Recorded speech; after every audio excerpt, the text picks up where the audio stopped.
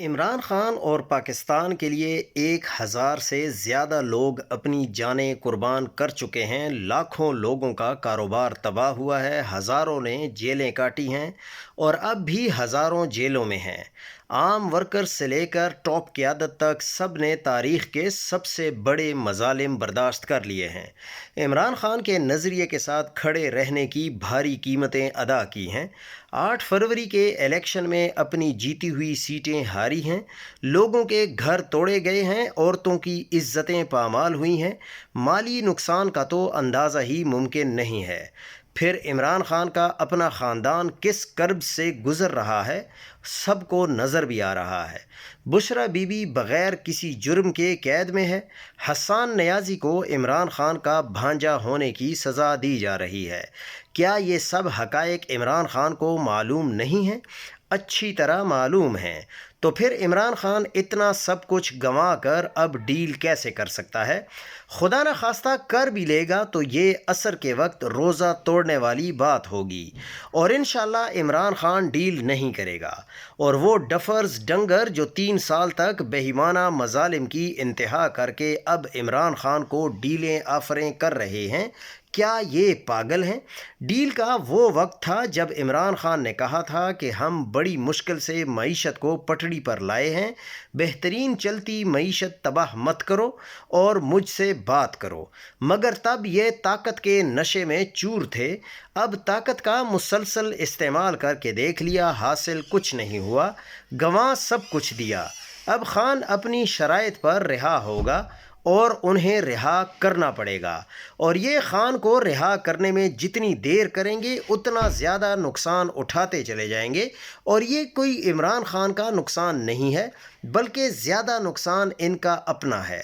जिस तरह ये कोशिश कर रहे हैं कि हम डील्स ऑफ़र कर लेंगे, ये पॉसिबल ही नहीं है कि अब इमरान खान इनके साथ डील कर लेगा। दूसरी अहम बात यह है कि गैर मामूली सूरत हाल में जो बहुत अहम पेशरफ्त सामने आई है वो इमरान खान ने हर किस्म की डील को दो टोक अंदाज में मुस्तरद कर दिया है। बताया जा रहा है कि उन्होंने गुज़श्ता रोज़ अपने बच्चों से भी बात की है। इतलात हैं कि उन्हें हस्पताल मुंतकिल करने के लिए कल रात तक कोशिशें जारी रहीं और उस मकसद के लिए मुख्तलिफ़ सतहों पर राबते किए गए। ताहम मुबैना तौर पर यह कहा गया कि मुंतकिल की सूरत में किसी किस्म की गुफ्तगू नहीं की जाएगी, जिसे इमरान खान ने कबूल नहीं किया। उन्होंने वाज़े मौक़िफ़ इख्तियार किया कि कुछ भी हो जाए मेरा मौक़िफ़ आखिरी सांस तक वही रहेगा। ज़राए ये भी दावे करते हैं कि हुकूमत के बाज़ अहम हलकों में उनकी सेहत के हवाले से तशवीश पाई जाती है और बाज़ अफराद ने गैर रस्मी गुफ्तगू में कहा है कि ये शख्स मिट्टी का नहीं बना। इन तमाम दावों से ये तासुर मज़ीद मजबूत होता है कि गुज़श्ता रात मुंतकिली का फ़ैसला ज़ेर गौर आया था, मगर इमरान खान ने किसी मुमकिना डील के तहत हस्पताल जाने से इनकार कर दिया था। गैर मामूली सूरत हाल में जो बात बहुत ज़्यादा लोग कर रहे हैं और ये सामने भी आ रही है कि इमरान खान कभी भी डील नहीं करेगा और अगर ये डील कर लेते हैं तो इससे पाकिस्तानी अवाम के लिए भी बहुत ही मुश्किलात पैदा हो सकती हैं। इस वक्त इमरान खान की आंख ज़ाया होने और उनकी सेहत के हवाले से सारा बोझ इस्टेब्लिशमेंट और जाली हुक्मरानों पर है। सियासी पॉइंट स्कोरिंग की बजाय तवज्जो साबिक वज़ीर-ए-आज़म इमरान खान की सेहत पर रखें। ये कोई प्लेटलेट्स की जाली और नकली रिपोर्ट्स नहीं हैं कि मामला कंट्रोल हो जाएगा। टाउटों और रातिब खोरों के मुंह बंद करें और होश के नाखून ले लें और इमरान खान की सेहत की तरफ तवज्जो दें, वरना ये ना हो कि फिर देर हो जाए। जब ये बात सामने आई कि अडियाला जेल में ज़ेरे हिरासत एक कैदी अपनी एक आंख की 85% बिनाई से महरूम हो चुका है, तो क्या ये कस्टडी में तशद्दुद का वाज़े सबूत नहीं है?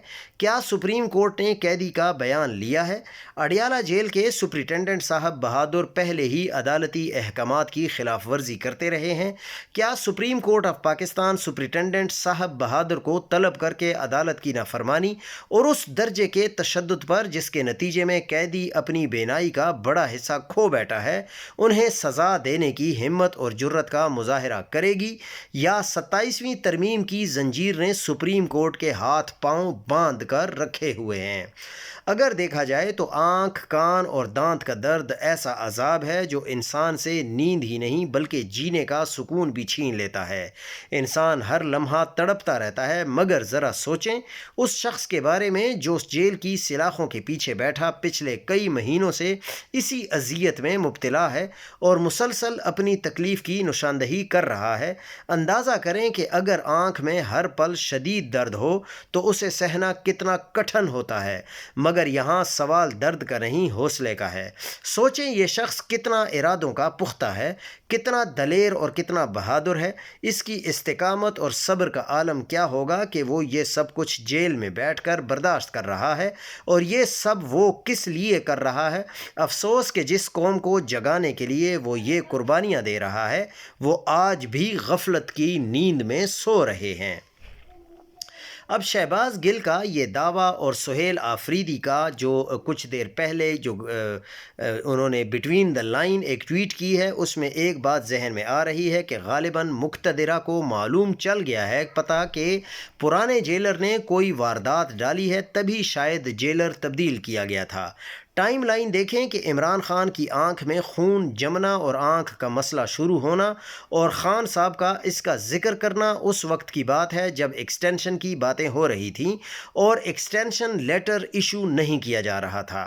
اگر مبینہ طور پر کچھ ایسا ہوا تھا اور اگر اس کا تانا بانا ادھر نکل گیا کہ یہ واردات مقتدرہ پر پریشر ڈالنے کے لیے ڈلوائی گئی کہ خدا نخواستہ عمران خان کو کچھ ہو جائے اور اس کا آپ کو معلوم ہے کہ الزام کس پر لگ جاتا، تو پھر ان کی بھی خیر نہیں جنہوں نے مقتدرہ کے ساتھ باریک واردات ڈالنے کی کوشش کی ہے۔ یہ مت بھولیں کہ عمران خان سب کو کنٹرول کرنے کے لیے جو بوگی مین ہے اور عمران خان کی زندگی اور سلامتی میں ہی حاکم نظام کا فائدہ ہے۔ کچھ تو گڑبڑ ہے، باقی اللہ بہتر جانتا ہے کہ کیا ہو رہا ہے۔ خیر جو بھی ہے حقیقت اللہ ہی بہتر جانتا ہے۔ اللہ رب العزت ہمارے کپتان خان کی حفاظت فرمائے، کیونکہ عمران خان کے ہوتے ہوئے ہی یہ نظام کھڑا رہے گا۔ اگر عمران خان کو خدا نخواستہ کچھ ہو گیا تو وہ آفت آئے گی کہ پھر برداشت سے بات باہر ہو جائے گی۔